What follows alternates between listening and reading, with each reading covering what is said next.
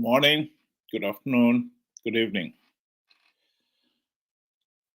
For the ordinary Zimbabwean, especially those living in the rural areas, independence means nothing.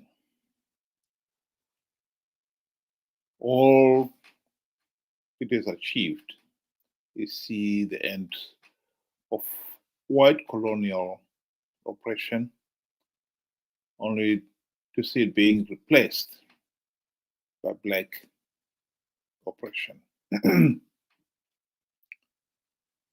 ZANU-PF has followed some of the very things that the people of Zimbabwe thought they were fighting to put an end to. And one of those is the issue of the land.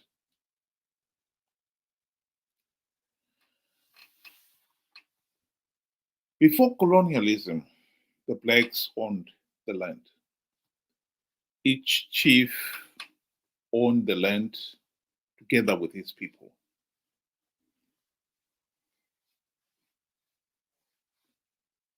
But when the white men came, suddenly the blacks were told they could be moved from one area to another. And in most of those cases, they were moved from the fertile land, which was then given to the white men. The blacks themselves were not allowed to own any land. The late economist and banker, John Robertson, advised Ian Smith in the 1970s that if the blacks were given title deeds, even to that rural land in region 4 and 5, just a few acres, if they have the title deeds, it will give them the confidence to build a decent homestead on that piece of land, improve it by growing fruit trees, digging a proper well, building proper sanitation facilities, with the confidence, because they will have the confidence of knowing that even if they should want to move off the land, they can sell it.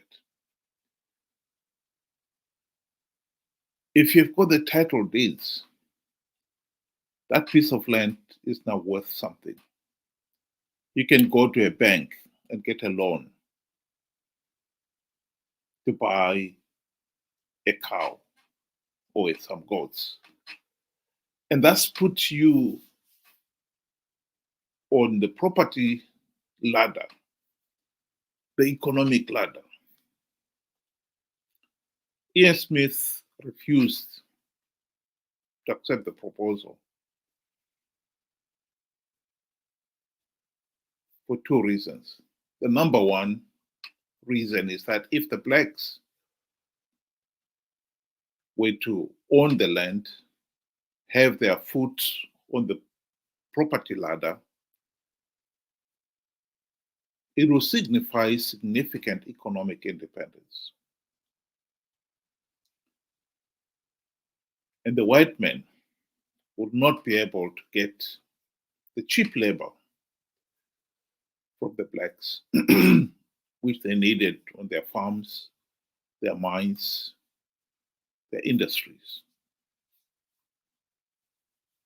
And so Ian Smith said no. The other reason, of course, is that he feared that you give the blacks economic empowerment, the next thing they would want is political empowerment. They would want a meaningful say in the governance of the country. He didn't want that. So he said no. So we had this ridiculous situation where a white man, freshly arrived in the country, would be allocated several thousand hectares of land and be given title deeds to that piece of land. And yet the black person whose ancestors had lived on that piece of land was told that they do not own the land, and they're forcibly removed. And even in the rural areas, the communal, so-called communal areas where they were resettled, they were not allowed to have title deeds to even 1 acre of land.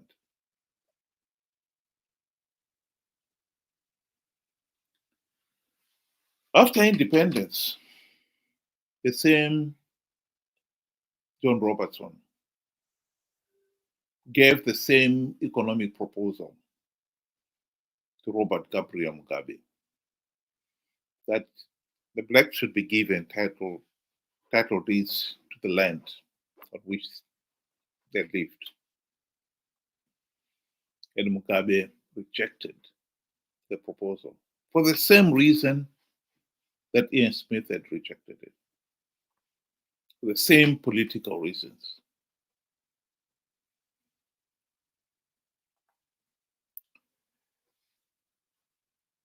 By the turn of the century, 20 years after independence, when Mugabe needed the land to give to his cronies, he seized the former white-owned farms, and they were dished out to the ruling elite and their cronies. This is Mnangagwa standing, showing off one of his farms. As you can see, stretching to the horizon, the field.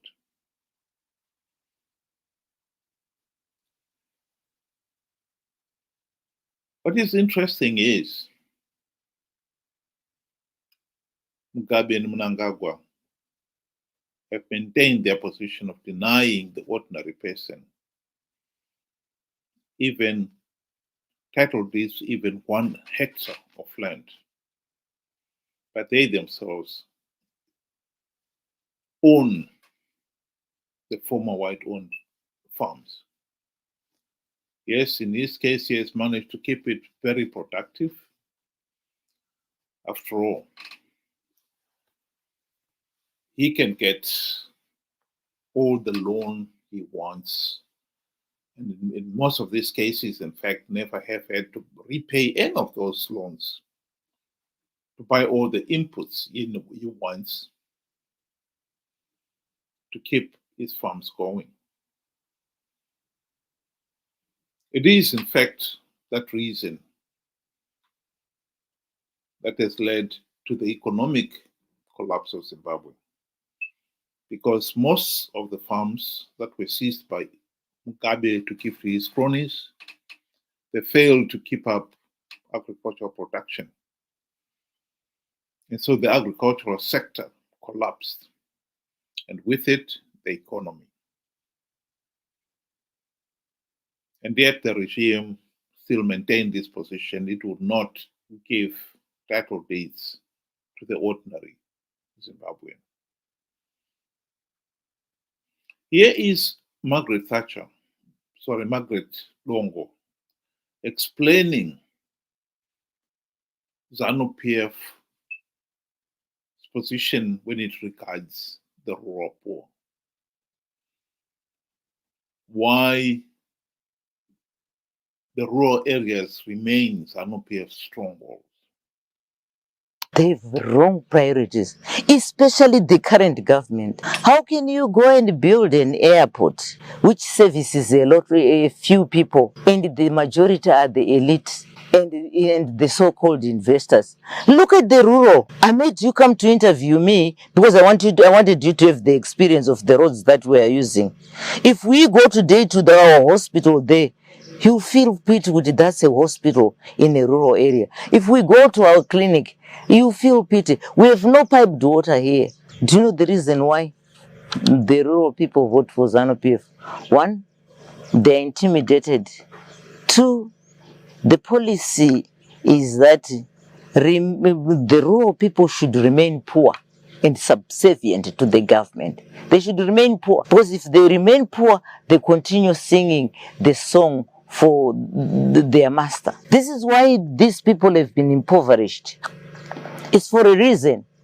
Which is the moment, if you economic empower these people, they'll go out of hand. ZANU-PF will never have control over them.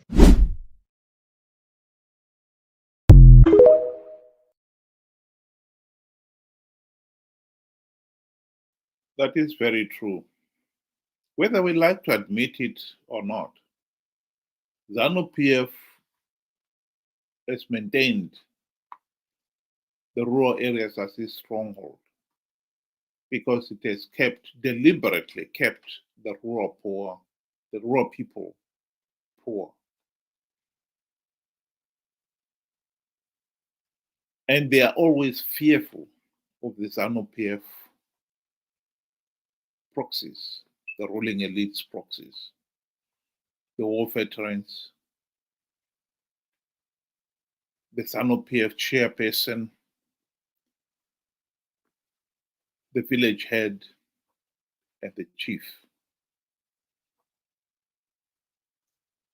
And as long as we have got a situation where the poor are kept impoverished by the regime, I don't think there will ever be any meaningful economic development in Zimbabwe. If there was anything that needed democratic reform in Zimbabwe, and we had the opportunity to implement those reforms during the 2008 to 2018 GNU, the number one priority should have been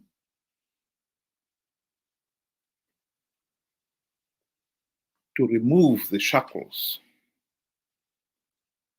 that has stopped the rural people being given title deeds to the one thing that will mean the most to them, land. That will set them on the economic ladder. The right to vote has no meaning to these people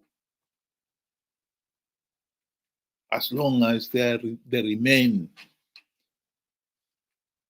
subject to the political machinations of the ZANU-PF and its proxies.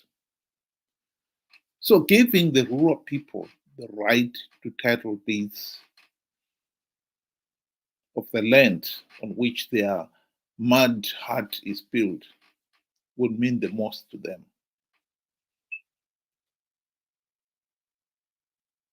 At the present moment, the rural people are the ones who are singing that Mnangagwa must stay for a third term. I don't think it is out of choice. These people have no choice at all.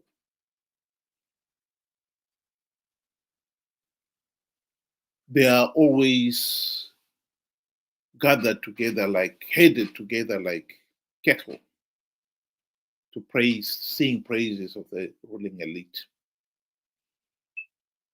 During last year's election, Mnangagwa himself was boasting that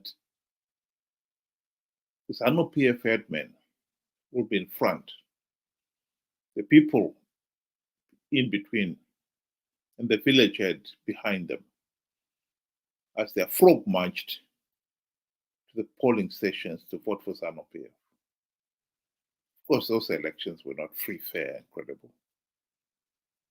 There is no such thing as a secret vote in Zimbabwe. The tragedy for Zimbabwe is that when we had the opportunity to end the ZANU-PF dictatorship, particularly during the 2008 to 2013 GNU, that opportunity was wasted. And so we have got this situation now where the rural people are the ones cornered, intimidated to sing Mnangagwa's praise.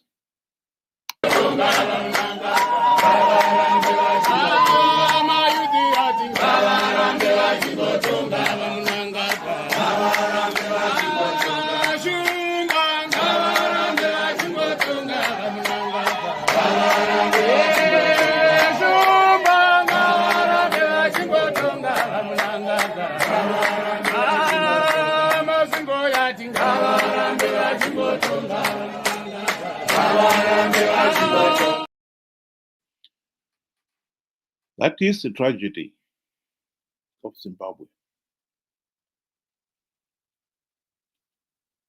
This old man is sitting outside his mud brick hut in the rural areas. He has no dreams of ever owning any of the farms that Mnangagwa and his ruling elite own. He, like millions of other Zimbabweans in the rural areas, they are being kept deliberately poor and powerless because ZANU-PF, selfish ruling elites, so that they could stay in power. They could continue manipulating these people.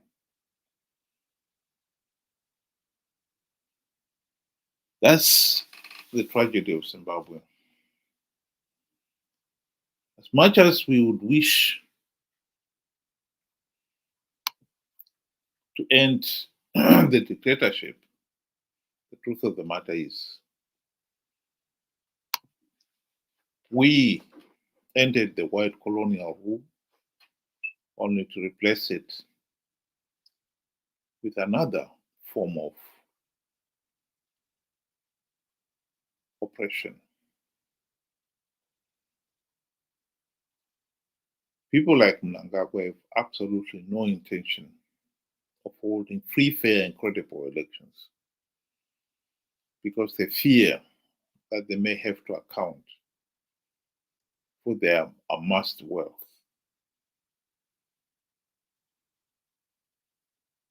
And so they are holding the poorest of the poor to ransom for their own selfish political gain.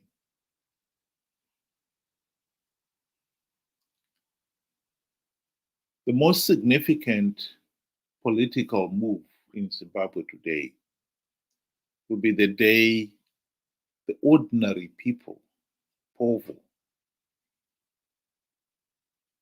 have the right to own even 1 acre of land on which their mud hut is built.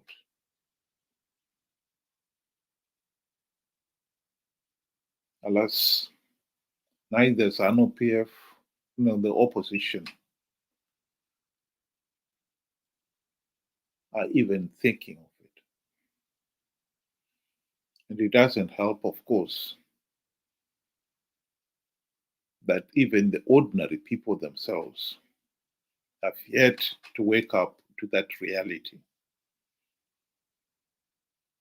and demand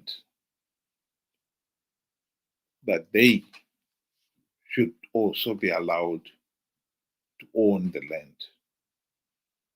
to have a meaningful say in the governance of the country. That is the tragedy of Zimbabwe.